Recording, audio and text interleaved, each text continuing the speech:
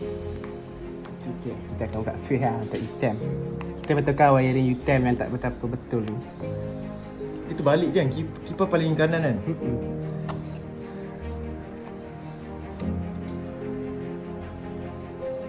Okey.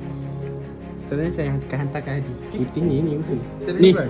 Ni supply, looping supply. Ni supply masuk, supply keluar. Ni, dua ni. Dua kami putih tu balik kan. Dua je tu. Kipas lampu. Aku pula bagan lagi. Elok dulu, buka lampu. Bodoh tak nyala pun. Jangan belakang sangat bodoh. Tak nyala banget. Jangan belakang tak bodoh. Ni yang ni kipas. Apa tu? Siapa ni? Tolong aja tu. Lampu berat tu.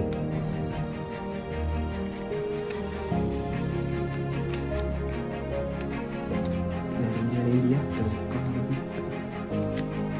Tengok sini. Okay, lampu. Ya. Boleh. Bisa bilang bodoh. Kau ingat kisah tu.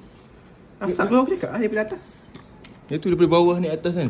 Kau tu tengah tu. Barang Ni free. 39 Okay, ni. Bil. Kata Pergi start, Bil. Tangan dia apa ke? Sekejap, kita yang last. Ya. Okay dah. Bismillah. Tutup dulu tu. Okay, pin. Dah. Ya. Okay.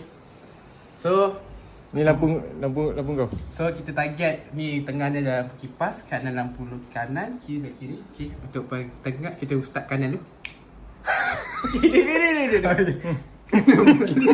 Okey, kiri pula. Okey, alhamdulillah. Tengah pula. Alhamdulillah. Okey. Okey, apa-apa DM. Standby budget 12,000, okey?